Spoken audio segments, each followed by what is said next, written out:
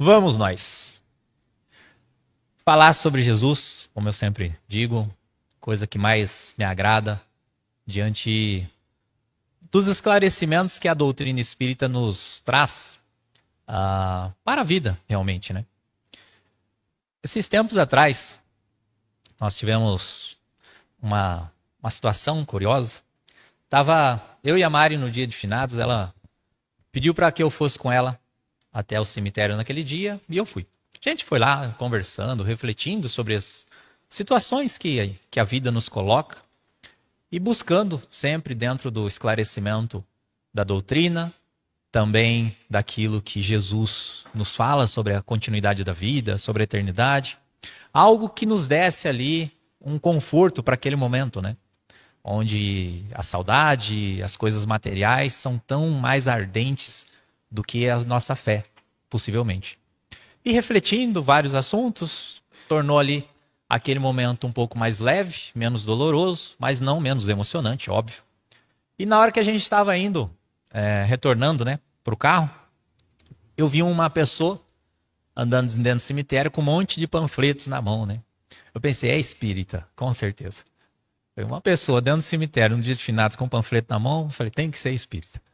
Aí ele veio, nos entregou um folhetinho, tinha uma mensagem lá, vi um desenho de Kardec na folheto, né? Aí eu olhei e falei, nossa, o senhor é espírita? Ele falou, eu sou. Eu falei, eu tenho medo de espírito. Aí a Mari olhou pra minha cara e falou, não acredito você falando isso, né?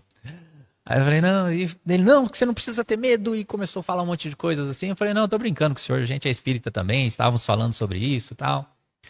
Agradeci ele, né, pela disponibilidade de trocar o seu dia, que podia ser um dia de descanso, embora o feriado caia no domingo, né, eu falo que é a coisa mais inútil do mundo, é o feriado domingo, não serve para nada, mas estava ele lá, com a sua dedicação. E começou a falar algumas coisas assim que são bem prontas do espírita, né, aquelas frases, quase um bordão, né, que nós carregamos. E aí ele pegou e falou para mim, qual que é a melhor coisa que nós podemos fazer pelo espiritismo, segundo Emmanuel? Aí eu falei, divulgá-lo. Aí ele falou, é isso aí mesmo. E foi embora. Aí a Mari brincou, se perguntasse para mim eu não ia saber, né? Eu falei, são coisas comuns, rotineiras.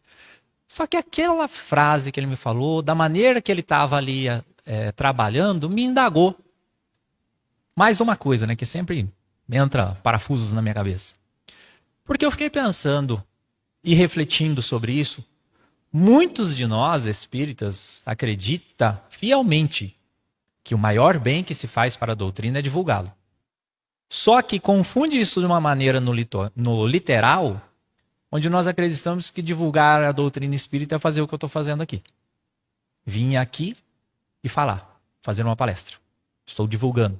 Ou então sair para a rua, se colocando como espírita e tentando converter as pessoas a isso. Ou então ir num velório e tentar confortar as pessoas lá com a minha doutrina sem que ninguém me peça.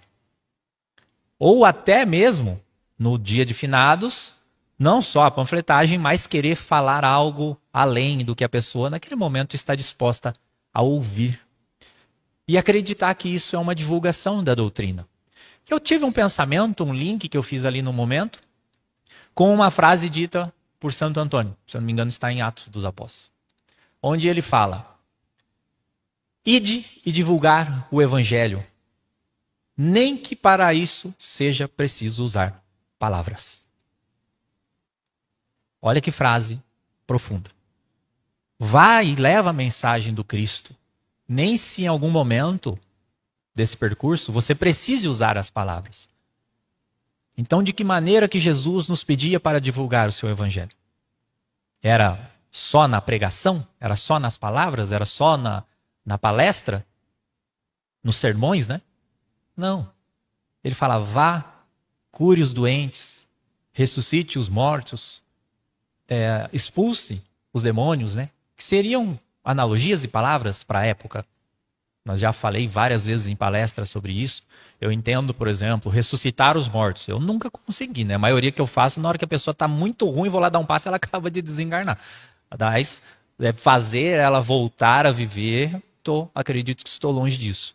Porém, quando nós encontramos uma pessoa em profunda depressão, em desgosto pela vida, pensando em cometer um suicídio, por exemplo, essa pessoa está morta, né? Ela está morta. E de repente você, num laço afetivo com ela, numa conversa, num abraço, num silêncio, num momento que você se dispõe a ouvi-la, você está curando, você está ressuscitando ela. Está dando novamente vontade de viver. Até porque ninguém morre.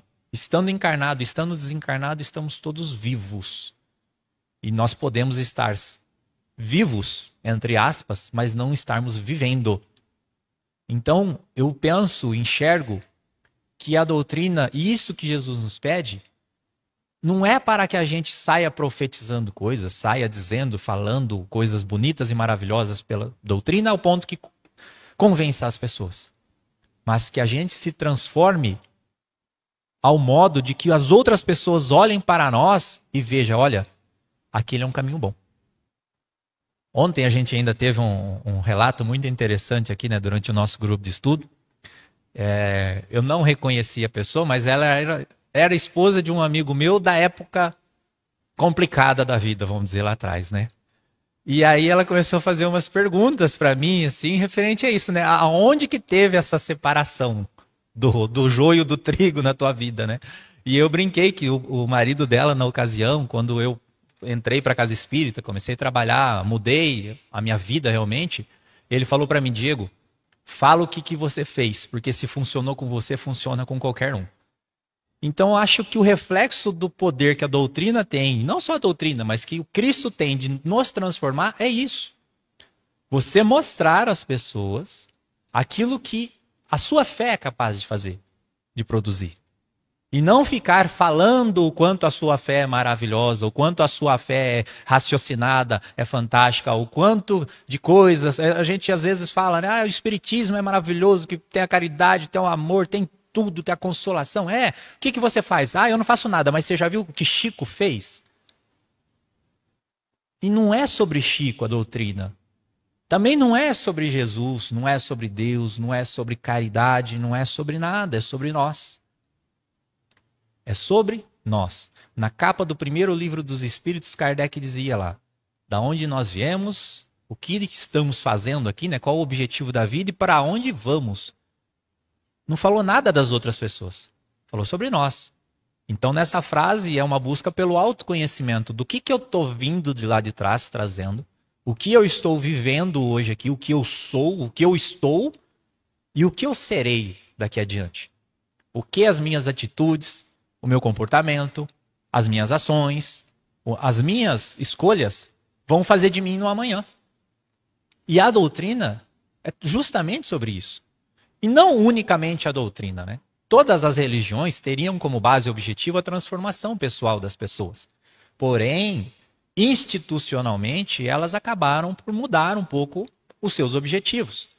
Tem muitas ditas religiões que a função dela é acomodar a pessoa dentro da igreja, do templo, da casa, que seja, para que ela se sinta bem ali só e pronto. Mas não se preocupe com o que ela está fazendo lá fora. Não se preocupe com o seu dia a dia. Não se preocupe com as suas atitudes, com as suas ações. Olhe para a própria vida e enxergue o quanto importante é a sua modificação, a sua transformação pessoal. Isso deveria ser o objetivo de todas as religiões, por quê? Porque é essa a nossa função e foi isso que o Cristo nos deixou. Cristo, quando ele vem falar sobre a sua doutrina, traduzir os ensinamentos já existentes, né, que vinha de Moisés, de Abraão, da própria filosofia, os ensinamentos gregos, de tudo que havia no passado, e ele direciona isso à própria transformação. Porque ele vinha e mostrava o evangelho. Ele não só divulgava através dos sermões. Aquilo que ele falava era registrado. Mas ele não só falava, ele vivia. Ao ponto que Pedro fala com Cristo e fala, mestre, as suas palavras doem. Porque elas possuem peso. Porque até então eles ouviam os fariseus, os gentios, as outras pessoas falando sobre as leis divinas, mas não as cumpriam. Eram ditos como os doutores da lei, mas não a cumpriam a lei. Só tinham conhecimento, não viviam ali na essência. Agora Jesus vinha, traduzia ela de uma maneira leve, onde as pessoas se enxergavam capazes e ele ainda fazia. E nós observamos nos apóstolos que Jesus escolheu exemplos de transformação. Exemplos onde as pessoas, cheias de defeitos, cheias de vícios, muitas delas assim viciadas na cultura de ser menor, menosprezado ou incapaz, não se acreditavam na qualidade de fazer o que Jesus fazia.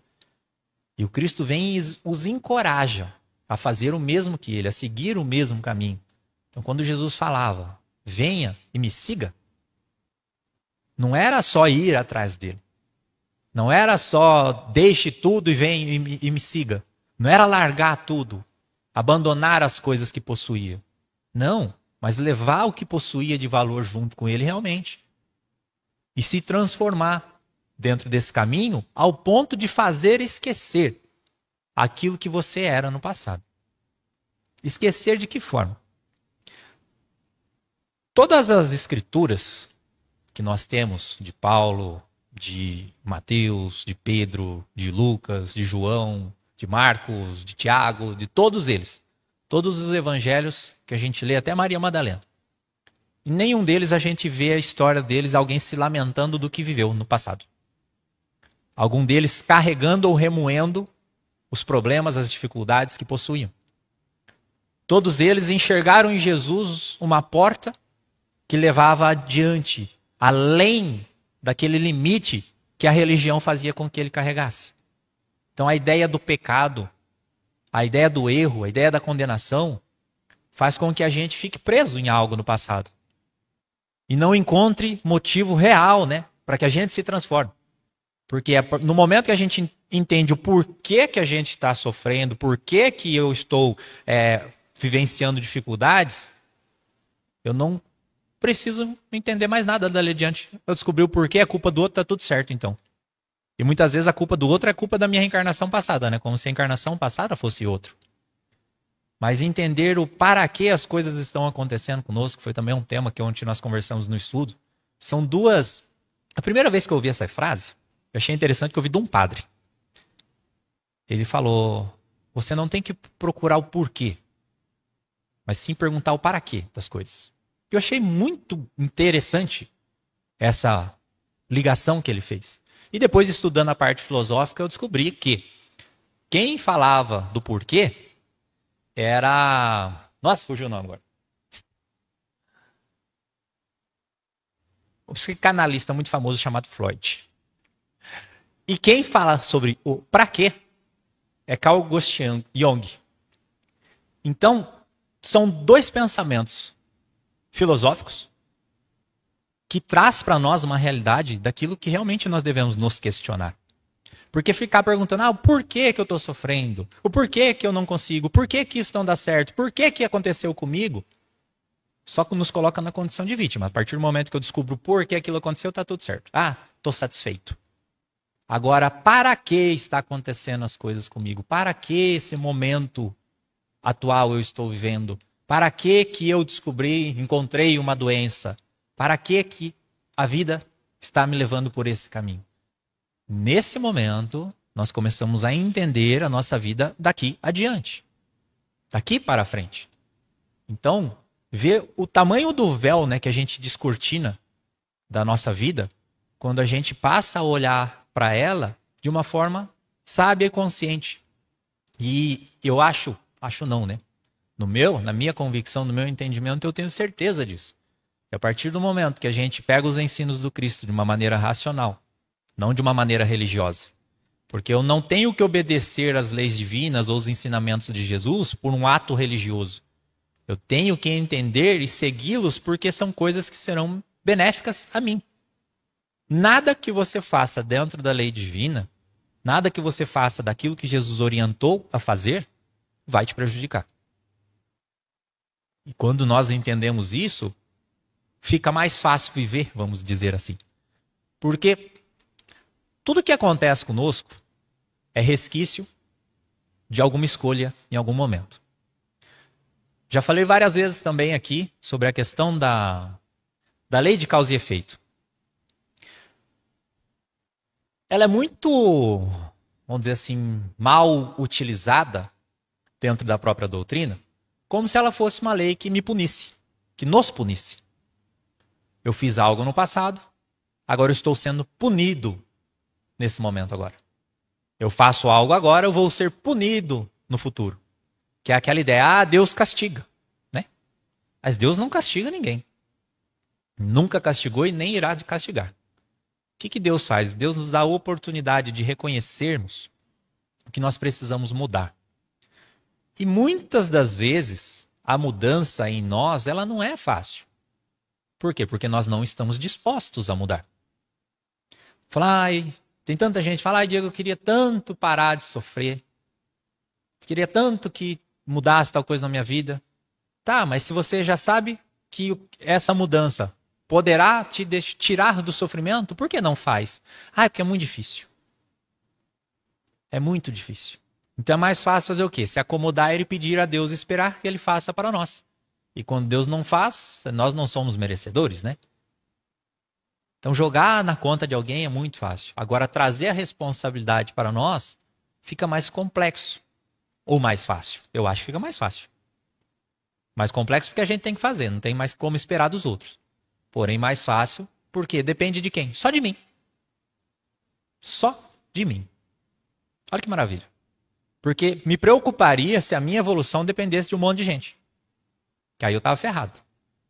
Imagina você querendo evoluir, só que você depende de mais 50 pessoas para poder evoluir. E essas pessoas não estão dispostas a te ajudar.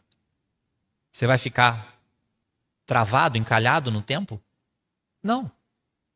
Por quê? Porque a evolução ela é individual.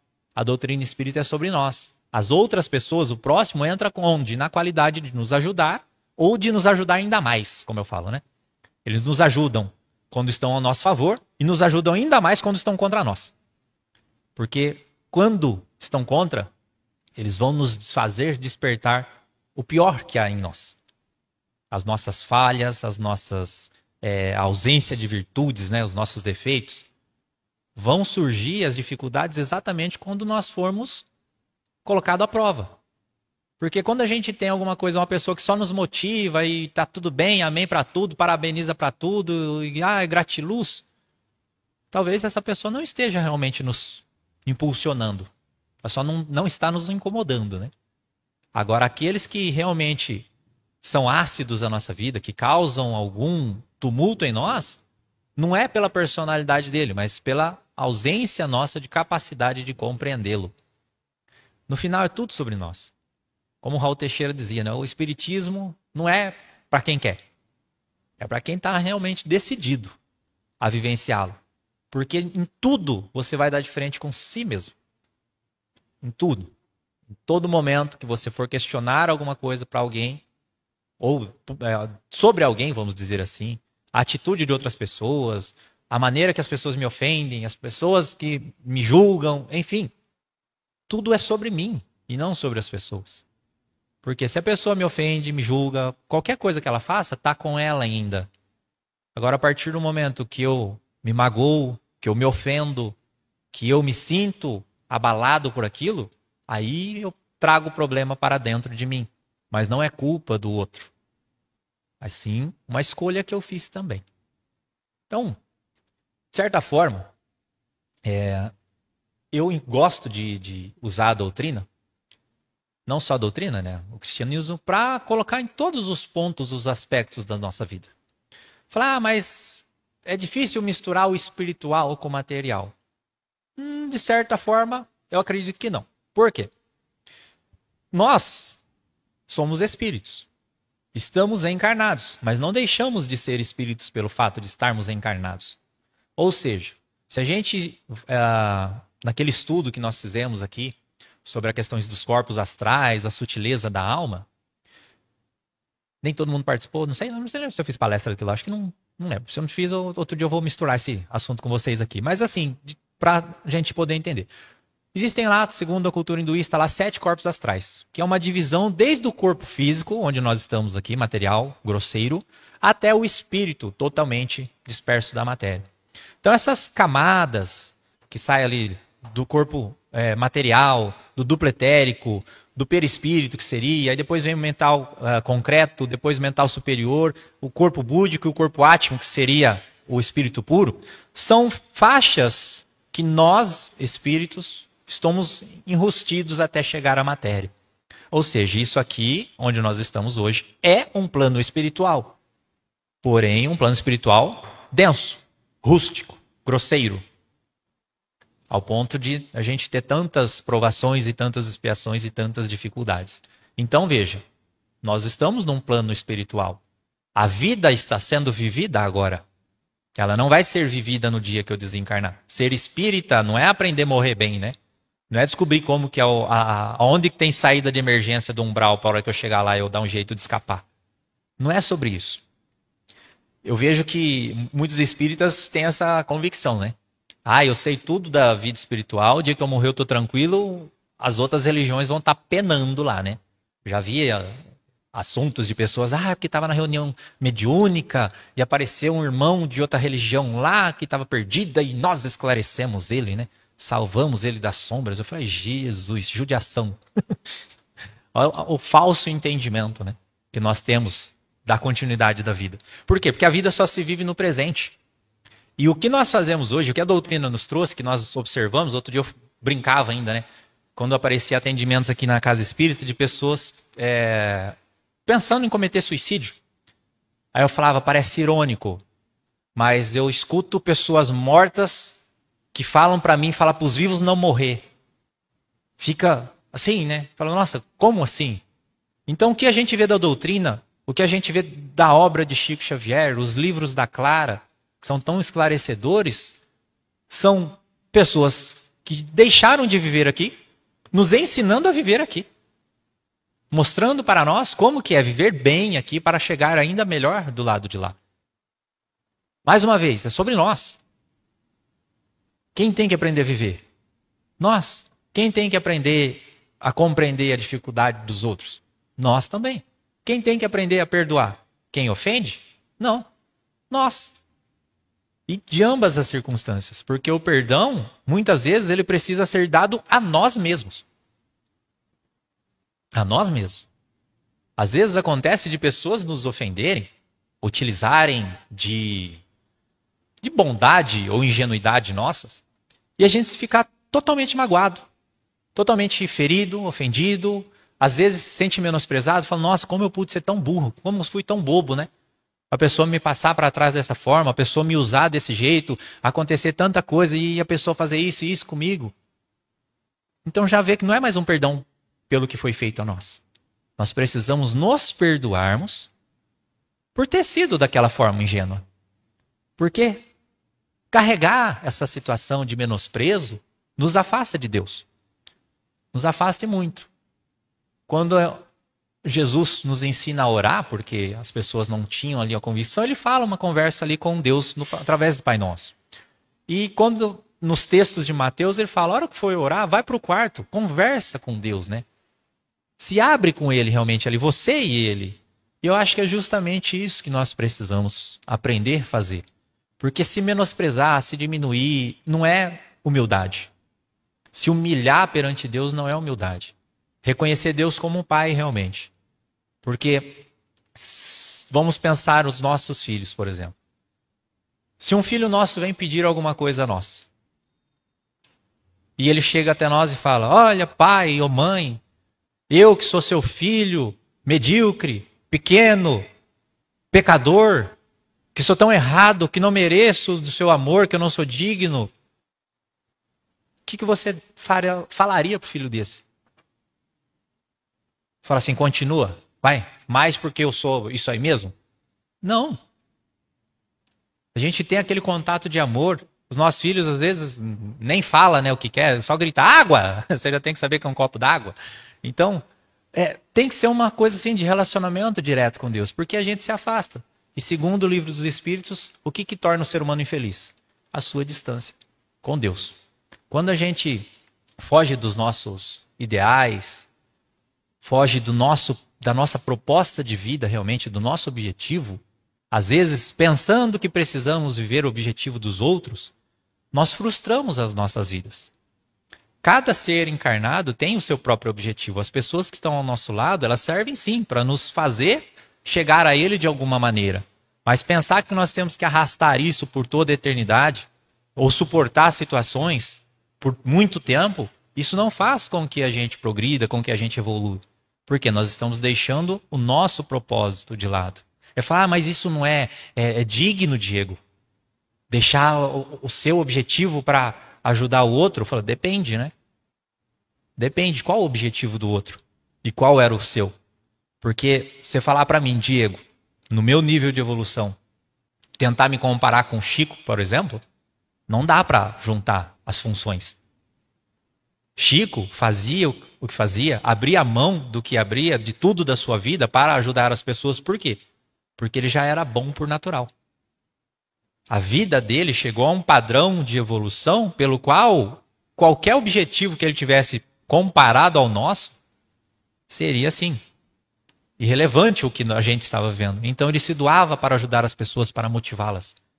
Agora eu, Diego, faço o que faço porque eu tenho um objetivo também espiritual na minha vida. Eu entendo o trabalho, entendo a divulgação, entendo a psicografia, entendo os livros, entendo tudo como algo que está me melhorando, que está me afastando daquele passado sombrio. Não só dessa vida, mas de outras também. Isso é enxergar o quê? Enxergar em mim a necessidade que eu preciso de evoluir e o auxílio que esse conhecimento me traz. Agora, eu vou abandonar tudo para viver o objetivo de outra pessoa. O que essa pessoa quer ser? Ela quer ser rica. Então eu tenho que trabalhar 24 horas para sustentar o amor, o coração dessa pessoa que quer ser rica? Estou causando algum benefício espiritual a ela ou a mim? Nenhum. Nenhum. Então, para isso é necessário se conhecer, saber quais são os nossos problemas, os nossos defeitos, principalmente as nossas virtudes. Que eu gosto de falar. Eu tenho um monte de defeito. Um monte. Assim como todo mundo, né? Tem aquela consulta psicológica lá que se a gente for, escreva 10 defeitos. Você tem que escolher, né? De tanto que tem. Tanto que a gente sabe. Agora escreva 10 virtudes. A gente fica patinando, não sabe escrever 10 virtudes. 10 qualidades, né? Por quê? Porque a gente não se conhece. Então esse autoconhecimento, a partir do momento que a gente identifica, eu tenho 10 defeitos e eu encontrei uma virtude, trabalhe em cima dela. Trabalhe em cima dela. Porque ela vai desencadear outras. Ela vai trazer outras. Esse lema nosso, fora da caridade não há salvação, é justamente isso. Porque a caridade é uma virtude. A caridade é um momento onde a gente se doa, onde a gente se coloca à disposição de atender a necessidade de outra pessoa. Nesse momento onde eu estou doando meu tempo, meu afeto, posso vir contrariado, posso vir pensando um monte de besteira, posso vir igual tem lugares que as pessoas parecem que vai com receio, com nojo, vamos dizer assim, para ser claro. Pode vir. Só que o tempo, esse contato, o convívio, a prática vai fazendo com que esses males se dissolvam. Então a caridade, ela é um moedor, ela vai arrancando, vai esculpindo a gente, né? Vai tirando de nós essa robustez, vai tirando de nós preconceitos, pensamentos que não são tão felizes e vai nos pulindo, vai nos moldando. Quando a gente vê, fala, nossa, está chegando o dia de ir novamente naquele projeto que eu gosto tanto de participar, de ajudar. A gente começa a sentir quase que dependente daquilo para estar bem. Aí nós começamos a mudar o entendimento e começamos a entender que aquilo também me faz bem. Eu não estou tratando do outro, estou tratando de mim. Quando nós saímos, vamos vir aqui para a sessão no sábado agora para escrever. Estou escrevendo para as pessoas? Estou escrevendo para as pessoas, mas eu estou trabalhando a minha parte espiritual aqui. O bem que eu sinto de estar trabalhando, a harmonia, a dedicação, a concentração, tudo me faz bem. E olhar para as pessoas e vê-las felizes me faz ainda melhor. Então, quando a gente sai, vamos no almoço domingo, vim aqui lavar, eu brinquei ainda, né? Antigamente eu não lavava um copo. E comecei a vir lavar a louça todo dia no centro, depois do café. Eu falei, eu sou muito ordinário, né? Eu lavo louça aqui todo dia, em casa eu não lavo. Aí comecei a lavar a louça todos os dias também. Então são coisas que a gente vai melhorando em nós. Melhorando. Fala, nossa, mas lavar a louça melhora? Faça igual o Chico fala, quando for lavar a louça, agradeça a Deus. Porque se você está lavando a louça é porque você tinha o que comer. Então, vê que cada ponto da nossa vida a gente vai ganhando as reflexões maiores, entendendo o quanto devemos ser gratos à vida, a tudo que ela nos dá. A tudo. Jesus fala, em tudo dai graças. Ele fala, em tudo, Diego? Em tudo. Em tudo dai graças. É difícil? É muito difícil. É muito. Você faz isso? Não faço. Mas deveria. Mas como eu disse, estamos aqui trabalhando para isso. Estamos em obras, né? Até na dificuldade nós devemos dar graças. Até nas negativas que Deus ou a vida nos dá, devemos dar graças. Porque os planos de Deus, eles são muito maiores do que o nosso. Semana passada foi aniversário da Casa Espírita, na sexta-feira. E aqui, antes da nossa confraternização, pediram para eu falar um pouco, eu nem gosto, né? Aí comecei a conversar e falar, e passou uma coisa na minha cabeça. Se perguntasse para mim, Diego, lá quando nós inauguramos a Casa Espírita, foi no dia 6, né, que nós fizemos a primeira confraternização, no dia 7 foi o primeiro trabalho, que foi uma sessão de psicografia. Então no dia 6, lá quando a gente estava aqui confraternizando, ou no dia 7, se perguntasse para mim, Diego, como você enxerga a Casa Espírita daqui 5 anos? Quais são os seus planos? Eu garanto que era totalmente diferente do que ela está agora. Mas muito diferente do que ela está agora. Só que eu aprendi a ver, hoje, principalmente, ver e reconhecer o quanto os planos de Deus são muito mais sábios do que os meus. Porque hoje a casa está exatamente do formato que ela precisa estar. Ela está na condição que ela necessita estar, para que quem faz parte dela possa se aproveitar do bem que ela faz. Porque se ela estivesse como eu imaginava, talvez ela estaria gratificando ou embelezando só a mim, meu ego, minha vaidade, qualquer parte de mim. Mas não estaria talvez cumprindo eficazmente, se é que existe essa palavra, com os planos divinos. Com os planos de Deus, que são muito maiores que o nosso. Então, mesmo que ela está contrária àquilo que eu planejei, eu dou graças a Deus por ela estar assim. Porque ela está cumprindo com o objetivo. Então, se a nossa vida em algum momento ela encontra alguma curva, algum desvio no caminho diante dos nossos planos, agradeça. Porque está sendo exatamente como precisa ser. Independente do que esteja acontecendo, está sendo como precisa ser. Para quem? Para a nossa vida, que é espiritual, para nós, que somos seres eternos, que talvez se passássemos aquela jornada pelos trilhos que nós tivéssemos escolhidos, elas seriam praticamente em vão, seria um tempo desperdiçado. Agora, quando nós encontramos com os planos divinos, e mesmo que ele nos exija força, exija disciplina, exija empenho, transformação, é o que nós precisamos viver e é o que Deus prepara de melhor para nós. Lá na frente, quando formos seres conscientes, né, nós iremos agradecer por tudo que vivemos e por uma oportunidade como essa também de hoje, que nós escolhemos estar aqui. Não vou me alongar hoje muito, não. Se vocês tiverem alguma dúvida, alguma pergunta, a gente bate papo aqui até tarde da noite. Mas do mais, eu agradeço a presença de todos.